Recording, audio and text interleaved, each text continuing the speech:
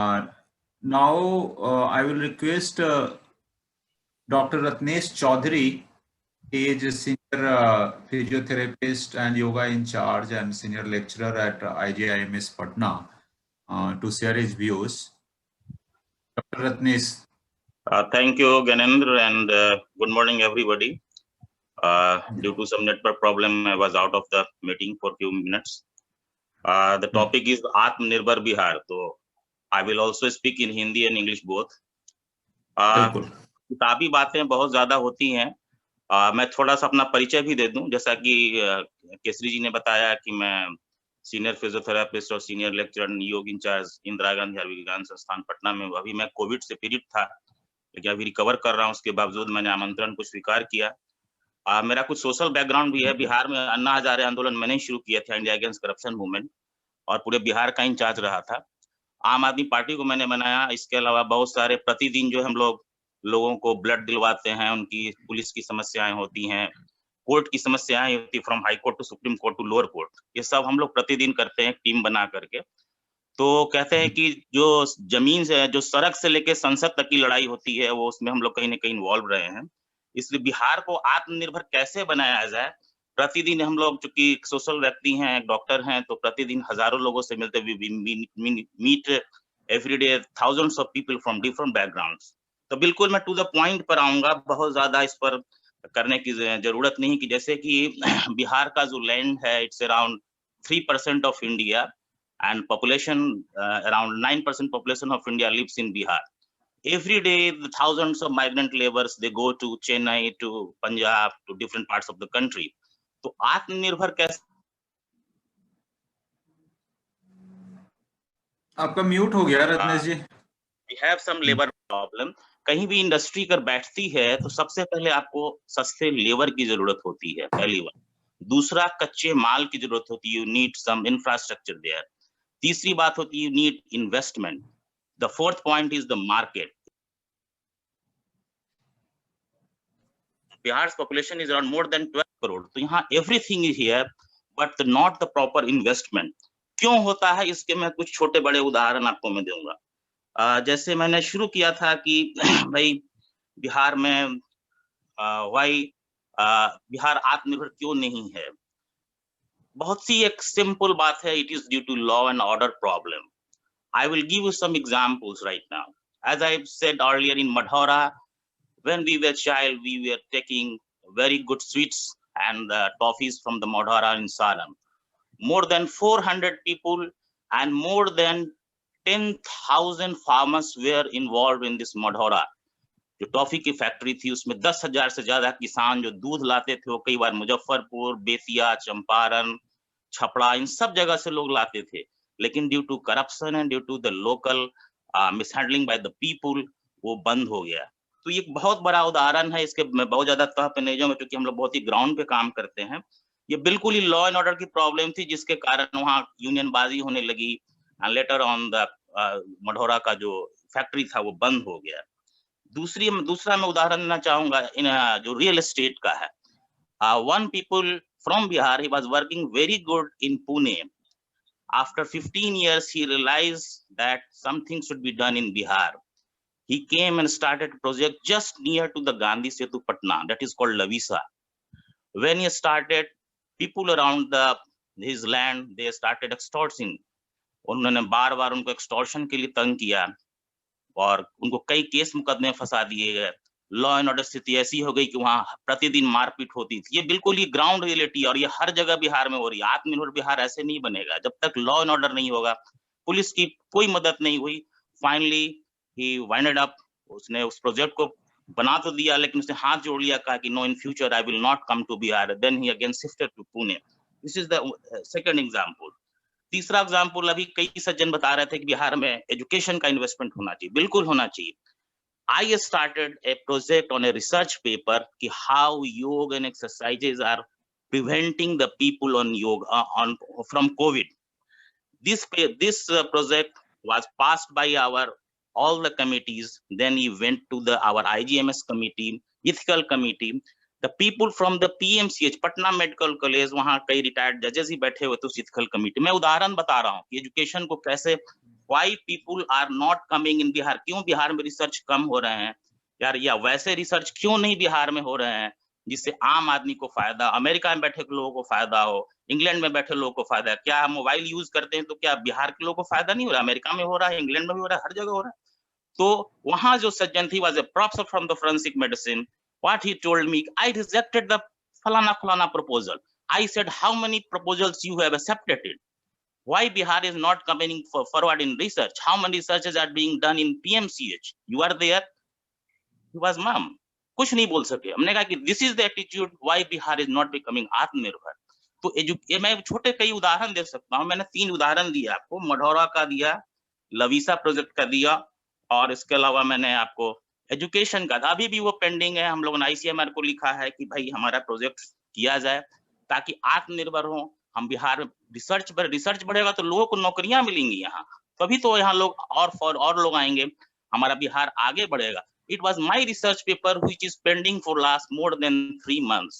So how you can expect people, and this is I am working in a very super specialty hospital where every day more than 5,000 patients from Nepal, Bhutan, Bihar, Orissa, Eastern UP, West Bengal, they come and get the very good treatment. But only the research paper is being done just to get the promotion, not for the welfare of the common people.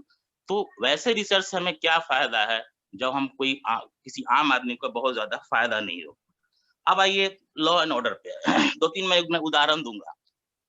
Bihar में prohibition है, शराब बंदी है, यहाँ बहुत ज्यादा academics बातें नहीं, बिल्कुल प्रैक्टिकल बातें हम लोग करें कि यहाँ लोगों को इतनी इकोनॉमी होनी चाहिए, इतने FDI आने चाहिए, बिल्कुल ये सब बेकार की बातें। बिहार के मुख्यमंत्री जो 15 साल रहे हैं उन्होंने साफ साफ कह दिया कि बिहार में बड़ी इंडस्ट्री हम नहीं लगा सकते। अब इससे बड़ी बात क्या हो सकती है? मैं बिल्कुल लॉ एंड ऑर्डर पे आता हूँ। उसका कारण वही है क्योंकि लॉ एंड ऑर्डर, और वो बिल्कुल इसको सुधार नहीं पा रहे हैं। मुजफ्फरपुर में एक SP हुआ करते थे विवेक कुमार, वो खुलेआम शराब के व्यापार में लिप्त थे। He was involved in it. He was doing himself smuggling. He was found that guilty. Later on, few politicians came forward and what they said, oh, this SP belongs to my caste, and people are torturing him. आप सोचिए, फिर वो case बंद हो गया। पिछले साल 1.5 साल में ट्रैक कर रहा हूँ, कुछ पता नहीं चला। ऐसे सैकड़ों केस है। नवरना का केस आप जानते हैं, जिसको हम लोग सुप्रीम कोर्ट में लड़ रहे हैं। आगे आइए, शहाबुद्दीन का केस। मैं इसलिए बता रहा हूं कि हम लोग सिर्फ एकेडमिक्स की बातें ना करें, ग्राउंड रियलिटी पे क्या हो रहा है उसकी बातें करें। When he got bail in for more than 40 cases, I called Prashant Bhushan. His phone was switch off.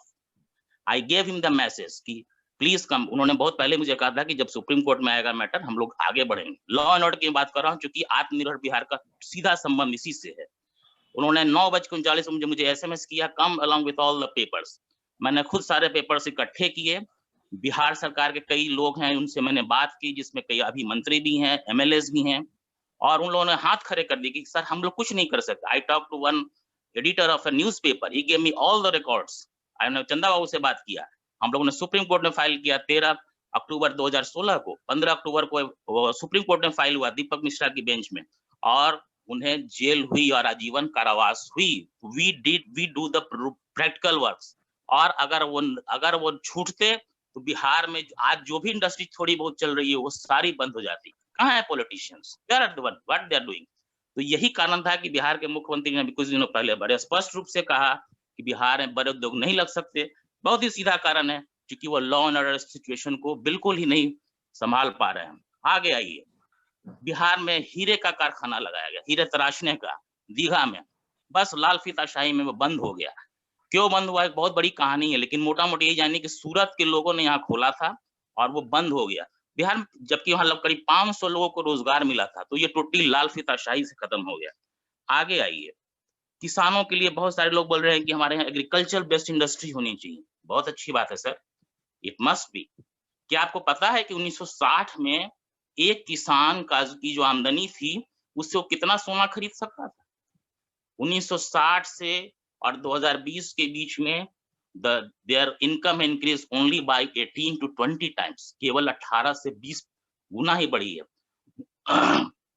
While the income of a engineer has increased up to 300 times. तो फिर कोई किसान क्यों बनेगा? जब किसान ही नहीं बनना चाहेगा तो आप कैसे समझते हैं कि कृषि आधारित उद्योगों को बिहार में लगाया जाएगा? मैं भी किसान हूँ, मेरे पास भी ज़मीन है। हम लोग बहुत अच्छी तरह जानते हैं कि बैंगन उपजाने में और भिंडी उपजाने में कितना खर्चा आता है और कितनी लागत आती है। एक्सेप्शनल केसेस बहुत होंगे। नालंदा का एक किसान बहुत बड़ा आलू उपजा के उन्होंने वर्ल्ड रिकॉर्ड बनाया। लेकिन पूरे ऑल ओवर वर्ल्ड में जितनी सब्सिडी अमेरिका के किसानों को दी जाती है, उतनी क्या बिहार के लोग, इंडिया के लोगों को दी जाती है? तो आपको क्या लगता है? Singapore developed not just because of its agriculture.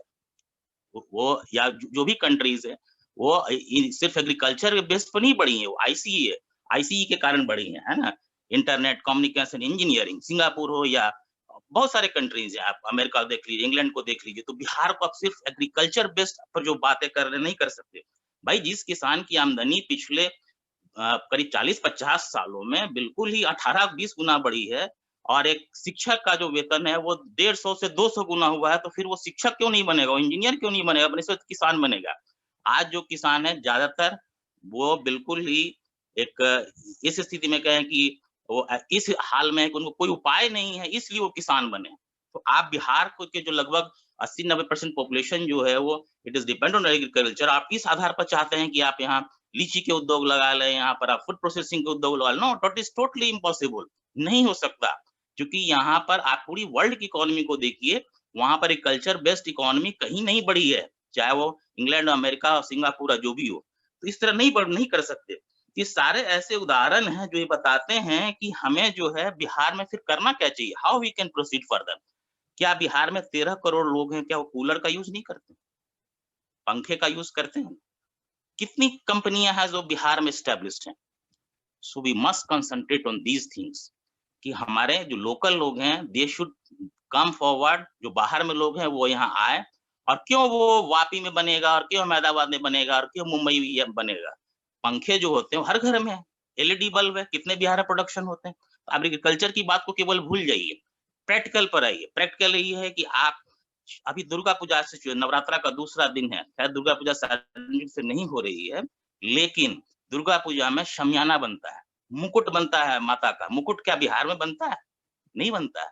गदा जो है क्या बिहार में बनता है? मैं छोटी-छोटी बातें बता रहा हूँ, जिस पर लोगों को कंसंट्रेट करना चाहिए कि आत्मनिर्भर कैसे होगा। यही लोग बिहार के लोग, अभी जो माइग्रेशन हुआ था कोविड में, I have talked to many people from Andhra Pradesh, और वारंगल में है, कोई दिल्ली में है, कोई मछलीपट्टनम में है, और उन सब के कॉन्टेक्ट मैंने पूछा तुम क्या कर रहे हो? उन्होंने बताया कि हम ये काम कर रहे हैं, कोई शमायना में काम कर रहा है, शमाना कंपनी में कोई काम कर रहा है, तो कोई कुर्सी बना रहा है। तो भाई ये कुर्सी जो है सेलो की बनती है, वो बिहार में उसकी फैक्ट्री क्यों नहीं लगाई जा सकती? पाइप जो बनते हैं हर घर में, आज पाइप से बिजली की पाइप है या फिर पानी के पाइप है, why such things are not being manufactured in Bihar? तो ऐसे सैकड़ों उदाहरण हैं जिनको कि हम इम्प्लीमेंट करना चाहते हैं, लेकिन सरकारी नीतियां नहीं हैं। आप ग्राउंड रियलिटी पे जाएंगे, जो टेंडर दिए जाते हैं वो आंध्र प्रदेश की कंपनियों को दिए जाते हैं। जो कंपनियां दिल्ली बेस्ड हैं, अगर उनको पाइप लगाना, आप एक नियम बना दें, बिहार के कई इंडस्ट्रिस्ट हैं जैसे पीएचडी और फिक्की के लोग हैं, I know them. I have participated in various podium और न्यूज चैनल पर हम डिस्कशंस किए हैं। उन्होंने कहा कि सर आप कर दीजिए ना कि 25% जो हमारा जो रिक्वायरमेंट बिहार सरकार की होगी या जो भी खरीदी जाएगी, वो स्थानीय रूप से जो प्रोडक्शन होगा वहां की इंडस्ट्री से खरीदी जाएगी। सरकार नहीं मान रही, तो फिर आप कैसे समझते हैं कि बिहार आत्मनिर्भर हो? ये तो बिहारी लोगों की जीवटता है, वो इतने जीवट हैं कि लेह से लद्दाख से लेकर अरुणाचल प्रदेश तक जाकर के वो काम भी कर रहे हैं, विभिन्न इंडस्ट्रीज में काम कर रहे हैं, अपने जीविकोपार्जन कर रहे हैं और अपना लोहा मनवा रहे हैं। तो कहने का अर्थ है कि बिहार आत्मनिर्भर तभी बनेगा जब यहाँ की लोकल इंडस्ट्रीज को बढ़ाया जाए। लोकल इंडस्ट्रीज सिर्फ खेती के दम पर नहीं हो सकती है। अभी देखिए मुजफ्फरपुर में जो श्री कृष्ण मेडिकल कॉलेज है, वहाँ 100 वेंटिलेटर रख दिए गए कोविड के नाम पर, लेकिन चलाने के लिए कोई डॉक्टर ही नहीं है। जबकि उसके लिए एक फिजियोथेरेपिस्ट चाहिए, आपको एक एनेस्थेटिस्ट चाहिए और एक रेस्पिरेटरी मेडिसिन का एक्सपर्ट चाहिए। तो लोगों के पास विजन ही नहीं है कि हमको करना क्या है, कैसे करना है। तो ये जो चीजें हैं बिहार में टोटली लैक करती हैं, और इसी कारण बिहार आत्मनिर्भर नहीं है। वरना प्रतिदिन 8 से 10 हजार लोग केवल सहरसा स्टेशन से दिल्ली नहीं जाते या मुंबई नहीं जाते, वो वहां जा क्या करते हैं? 5,000, 8,000, 10,000 की नौकरियां करते हैं। क्या यही नौकरी हम यहाँ जनरेट नहीं कर सकते हैं? कई युवा आए हैं, कई साथी आए हैं, जो एक मकान बनाने में बिहार में अगर 1000 स्क्वायर फीट का है, अगर आप दिल्ली में एनसीआर में बनाते हो या और जगह चेन्नई में बनाते हो, वहां से आप ठीक से काम करें तो 1 महीने 1.5 महीने में आपका काम पूरा हो जाएगा, लेकिन यहाँ वो 2-2 महीने 3-3 महीने लगेंगे। आज फलाना पर्व है, आज चिलाना है, आज फलाने लोग मर गए हमारे यहाँ, हम नहीं आएंगे काम पर। तो वर्किंग कल्चर की भी कमी है। So it is from the both side, not from one side. So I am right now concluding my this discussion. Whatever I want to say, मैंने बहुत सारी चीजें बता दी हैं। बहुत लंबा टॉपिक है, लेकिन बहुत बहुत आभार कि मुझे बुलाया गया और मैंने अपनी बात कही। बहुत बहुत धन्यवाद। Thank you so much, Ratnesh ji. Dr. Ratnesh, thank you so much for your perspective. और हमारा जो उद्देश्य है इस कार्यक्रम के माध्यम से कि हम वैसा कुछ रिकमेंडेटरी चीजें निकाले कि ये किया जा सकता है, वो चीजें जो प्रैक्टिकली इम्प्लीमेंटेबल हो और जो जुड़ रहे हैं। एक तो जैसे है कि पॉलिसी में चेंजेस की बात है, कुछ पॉलिसी की लेवल पे करने की जरूरत है, कुछ सामाजिक